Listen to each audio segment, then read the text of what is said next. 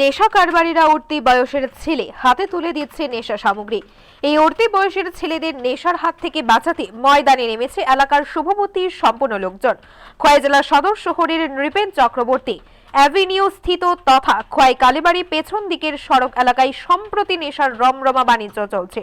কালীবাড়ি এলাকারই কিছু নেশা কারবারি উঠতি বয়সের ছেলেদের হাতে নেশা সামগ্রী তুলে দিচ্ছে। এতে করে এলাকার যুব সমাজ বিপথে যাচ্ছে। ওই এলাকাতেই বেশ কয়েক মাস যাবৎ অপরিচিত দূর দূরান্ত থেকে যুবকরা আসছে বাইকে করে, আদান প্রদান করছে নেশা সামগ্রী। বেশ কিছুদিন যাবৎ এলাকাবাসীর বিষয়টি নজরে পড়ে শুক্রবার সকাল থেকে এলাকাবাসী উত পেতে বসে থাকে ওই এলাকায়। এদিন চাম্পা হাওয়ার থানার অন্তর্গত তুলাশিকর এলাকার কৃষাণ দেববর্মা ও সন্তোষ দেববর্মা নামে দুই যুবক আসে নেশা সামগ্রী আদান প্রদান করার জন্য। তখনই এলাকাবাসী হাতে হাতে ধরে ফেলে দুই যুবককে। সাথে সাথে খবর দেওয়া হয় পুলিশ ফাঁড়িতে।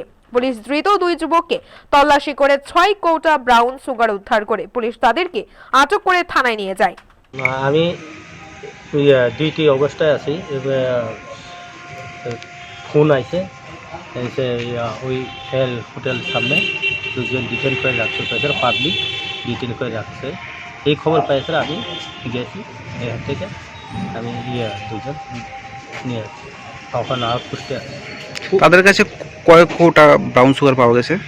আর 4-5টা 6টা। তাদের নাম কি? নাম কিষাণ দেববর্মা আর আরেকজনের নাম কেটে জানি। তাদের বাসা কোন জায়গায়? চাম্পা।